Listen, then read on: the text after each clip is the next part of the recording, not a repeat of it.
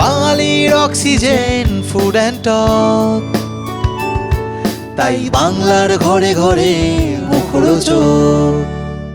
আজকে আমাদের একটা মিটিং হলো, যেই মিটিংয়ে ওনারা যারা আমাদের সম্বন্ধে এতদিন মানে নানান রকম ওনাদের ক্ষোভ, ওনারা আমার সম্বন্ধে কিছু অ্যালিগেশন ওনারা চাইছিলেন আমি পদত্যাগ করি এবং আমার এক্সিকিউটিভ কমিটি পদত্যাগ করুন, এবং ওনাদের বক্তব্য অনেকগুলো বিভিন্ন রকম আমি নাকি ওনাদের কাছে প্রুফ আছে যে আমি এখানে টাকা তছরুপ করেছি, নয়ছয় করেছি, এসব হচ্ছে ওনাদের বক্তব্য।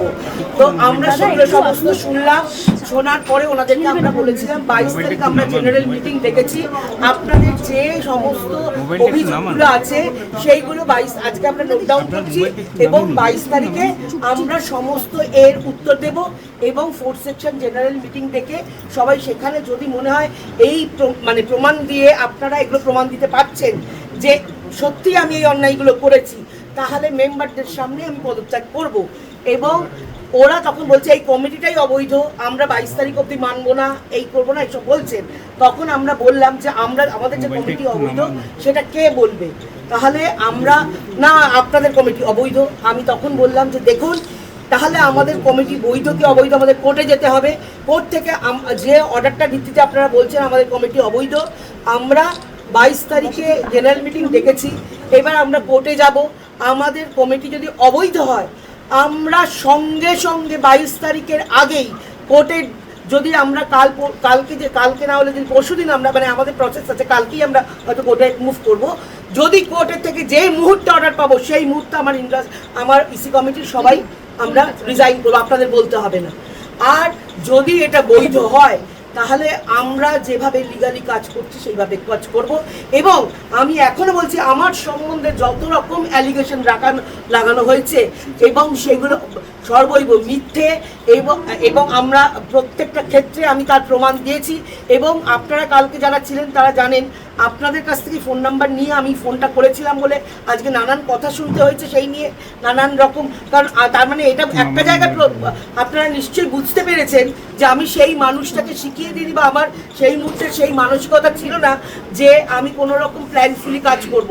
আপনার যখন ওই মুহূর্তে ভদ্রলোক আমাকে বলেছিলেন যে আপনি টাকা নিয়ে ওনাকে নামটা দিয়েছেন, সঙ্গে সঙ্গে তোমাদের মধ্যে থেকেই একজন আমাকে ফোন নাম্বার দিয়েছে এবং আমি ফোন করে, আমার একটাই ভুল হয়েছে, আমি সম্পূর্ণকে বলতে চাই যে ওকে আমার বলা হয়নি যেটা মিডিয়ার সামনে দেখানো হচ্ছে, সেটা হয়তো পারমিশন আমার নেওয়া উচিত ছিল। কিন্তু আমি সেই মুহূর্তে যেহেতু আমার মনে হয়েছে যে না আমার এই মুহূর্তেই বলা উচিত, যখনই এই কথাটা উঠেছে এবং সে সঙ্গে সঙ্গেই বলেছে যে না তুমি কোনো টাকা নাওনি, এবং সে বারে বারেই বলে যাচ্ছে যে না এই যে অ্যালিগেশনটা তোমার নামে দেওয়া হয়েছে সেই অ্যালিগেশনটা ভুল। কিন্তু ওর একটা ক্ষোভ আছে যে আমি কেন ওকে না জিজ্ঞেস করে এটা ওপেন স্পিকারটা সবাই সামনে ক্যামেরার সামনে করলাম, সেইটা হয়তো আমারও পারমিশন নেওয়া উচিত ছিল। আর বাকি যারা বলছে, কেউ যদি ধরুন একজন বলছে কোনো চ্যাটে, এই যে চ্যাটগুলো প্রকাশ করা হচ্ছে আপনারা মিডিয়ায় বিভিন্ন রকম ছড়িয়ে দিচ্ছেন এবং যারা যারা ছড়াচ্ছেন তাদের ওই চ্যাটটা তো আমার সঙ্গে হয়নি। কেউ যদি আমার নাম করে, আপনি জানেন বেশ কিছুদিন আগে একটা ঘটনা ঘটেছিল, আমার নাম সেভ করা একজনের কাছে, সে একজন বড় ডিরেক্টর রাজর্ষি দে, তার একটা অন্য ফোন নাম্বার থেকে আমার ফোন নাম্বারের নাম সেভ করে এক প্রডিউসারের কাছে চিট করেছিল এবং বলেছিল পিয়াদিকে আমাকে এটার জন্য পিয়াদিকে টাকা দিতে হবে এবং বনিকে টাকা দিতে হবে। যখন রাজর্ষি দে ধরা পড়লো, সেই চ্যাটটি যখন ধরা পড়লো তখন সে স্বীকার করলো যে এই ফোন নাম্বারটি আমার ছিল, তোমার নাম দিয়ে সেভ করা। এরকমভাবে বিভিন্ন রকমভাবে আমাকে এই হেনস্থ করার জন্য এগুলো করা হচ্ছে।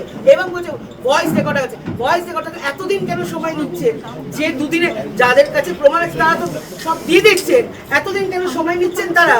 আমাকে তো এত ভালো নিশ্চয়ই তারা বাসেন না যে তারা আমাকে সময় দিচ্ছেন ভালোবাসার জন্য, যে প্রকাশ করার জন্য। তারা তো নিশ্চয়ই আমাকে এতটা ভালোবাসেন না বা তারা তো আমাকে এতটা সম্মান করছেন না। আজকে যখন শতদিন বলছে আমার কাছে ভয়েস রেকর্ড আছে, দিয়ে দিক আপনাদের।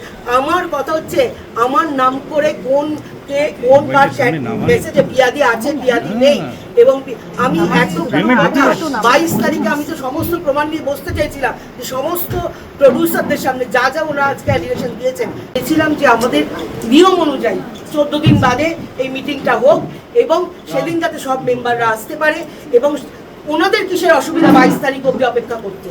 আমি তো এটাও বুঝতে পারছি না ওনাদের কি উদ্দেশ্য 22 তারিখ অবধি আমরা অপেক্ষা করবো না কেন? আর ওনারা বলছে ইনলিগাল, তাই জন্য আমরা ঠিক করেছি। আমরা কে বলবে ইনলিগাল? ওনারা সেক্রেটারিকে জোর করছেন আপনি লিখে দিন, এবার আমরা বলবো। এবং বলছে না তাহলে এতদিন তাহলে 22 তারিখ অবধি এখানে ইম্পায় গন্ডগোল হবে। তার মানে আমি বুঝতে পারছি না উদ্দেশ্যটা কার। ইন্টেনশনালি মানে চাপ দিয়ে একটা বদমাইশি করে আমাকে আমাদের ইসি কমিটিটাকে নষ্ট করে দেওয়ার। তো তাহলে 22 তারিখ অবধি তোমরা নিজেরা বলছো যে এখানে গন্ডগোল হবে, যেখানে ল অ্যান্ড অর্ডার রয়েছে, যেখানে করা রয়েছে, আমরা নিজেদের মতো করে মিটিং ডেকে নেব। আমরা আপনারা 22 তারিখে আপনাদের মতো মিটিং ডাকুন, আমরা আমাদের মতো মিটিং ডেকে নেবো। ওনার বক্তব্য হচ্ছে আমরা আমাদের মতো ফোর্সের সাথে মিটিং ডেকে নেবো নিয়ে আমরা করে নাও ভাই, তোমরা যদি পারো মনে হয় তো তোমরা একটা কমিটি করবে, তোমরা তোমাদের মতো কমিটি করো, আমরাও দেখি আমরা লিগালি কমিটি করতে পারছি না। তো সুতরাং এই কমিটিটা লিগাল কি ইনলিগাল সেটা তো আমাকে কোর্ট ছাড়া কেউ বলতে পারবে না। তোমরা বলছো কোর্টের যে ইয়েটা বেরিয়েছে, যে অর্ডারটা বেরিয়েছে, সেই ক্ষেত্রে আমরা ইনলিগাল। তা ঠিক আছে, এই অর্ডারটা নিয়ে আমরা কোর্টে যাচ্ছি এবং কোর্টে গিয়ে প্রমাণ করুক যে এইটা আমরা, ওনারা কোর্ট যদি বলে দেন যে আমরা ইনলিগাল কমিটি, আমরা সবাই সরে যাব। আমি তো সবার আগে সরে যাব, এইটুকু কথা দিলাম। এবং যত রকম অ্যালিগেশন আমার নামে এসছে সেই মানুষগুলোকে 22 তারিখের সামনে আসতে হবে এবং আমিও তার এগেনস্টে সমস্ত প্রমাণ নিয়ে আসবো, সেই প্রমাণগুলো নিয়ে আসবো। কেউ কারোর ব্যবসার জন্য টাকা নিচ্ছে সেটার জন্য পিয়া সেনগুপ্ত দায়ী নয়। কেউ কারুর কে রাম শ্যাম যদি এই আমি এর থ্রু দিয়ে টাকা দিয়েছি, আমি ওর থ্রু দিয়ে পিয়াদি টাকা চেয়েছে। আরে বাবা, থ্রু দিয়ে তো সবাই টাকা চাইছে, তাই জন্য পিয়া সেনগুপ্ত দায়ী? তার জন্য কি পিয়া সেনগুপ্ত দায়ী? তোমরা যাচ্ছ, তোমরা গিয়ে মিটিং করছো অরূপ বিশ্বাসের সঙ্গে, তার ছবি আমি প্রকাশ করেছি, খুব খারাপ লেগে গেল। শুধু অরূপ বিশ্বাস, পিয়া সেনগুপ্ত তৃণমূলের দলে ছিল। তোমরা সেই সময় কি করতে গেছিলে ভাই? তোমরা কি করতে গেছিলে? আজকে তোমরা যাওনি? তোমরা কেন গেছো? তুমি যে তোমার যদি নৈতিক ওই জায়গায় মনে হয় যে আমি তৃণমূলের সঙ্গে থাকবো না, তুমি খেলতে গিয়ে মমতা ব্যানার্জির বাড়িতে চলে যাবে কেন? তোমার তো নৈতিক সেই জায়গাটা থাকা উচিত ছিল। আমার এখনো বক্তব্য যে আমার নামে যে অ্যালিগেশনগুলো দেওয়া হয়েছে 22 তারিখ, সব লোক আসুক।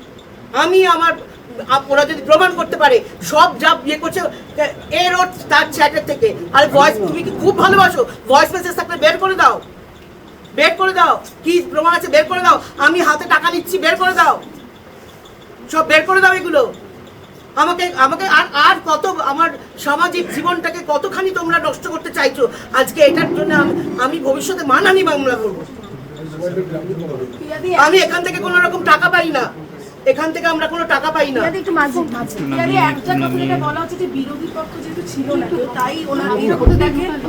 আমাদের হ্যাঁ, এবারে 2025-এ যখন ভোট হয়েছে, ভোটের অবজারভারে ভোট হয়েছে, তারপরে এরপরে যখন এই 2023-25-এ আবার যখন 25-27-এর ভোটটা হয়েছে, তখন তোমরা যদি চাও আমাদের ব্যানার্জি বাবু মানে সেক্রেটারির কাছ থেকে কাগজ নিয়ে নিতে পারো। আমরা যেরকমভাবে ভোটের প্রসেসে ইলেকশন ডেট ডিক্লেয়ার করেছি, তারপরে election date nomination date declare করেছি, উইথড্রল ডিক্লেয়ার করেছি। এবার যারা নমিনেশন দেবে, তো যদি কেউ নমিনেশন না দেয় তাহলে তো আমাদের দোষ নয়। আজকে ধরে নাও কোথাও আমি বলেছি কোনো রাজনৈতিক দল, তৃণমূল, বিজেপি, সিপিএম বা কেউ যদি নমিনেশন দিল না, তারপরে সেখান থেকে সেই লোকটা জিতে গেল, তাহলে তুমি কি বলতে পারবে ভোট না হয়ে জোর করে তোমরা বসে গেছো? ওনাদের হচ্ছে এটাই বক্তব্য, আমরা নমিনেশন দিইনি, তোমরা ভুল নিয়ে করেছো। এবং সবটাই মানে আমরা যে আগের বছর কোর্টের যে ইয়েটা ছিল আমাদের ভোটার লিস্টটা ছিল, সেই লিস্টের উপর করেছি। তার সেটা এটা তোমরা সিলেকশন করেছি, ইলেকশন নয়। তোমরা কেন দাওনি ভাই নমিনেশন দিতে? তো তোমাদের কেউ বারণ করেনি। একদম যদি আমরা তো চেষ্টা করবো, যদি না কোর্টে না হয় মানে কালকে না হলে পরশু, as soon as possible, পরশু সানডে, পরশু সোমবার ম্যাক্সিমাম অবধি আমরা as soon as possible চেষ্টা করবো। কারণ আমরা যদি অবৈধ কমিটি হয়ে আমরা জোর করে বসে থাকবো না। আমি আপনাদের সামনে কথা দিচ্ছি, আমরা কোর্টে থেকে যদি জানতে পারি আমরা অবৈধ কমিটি, আমি আপনাদের সামনে কথা দিচ্ছি আমরা কেউ এখানে বসে থাকবো না।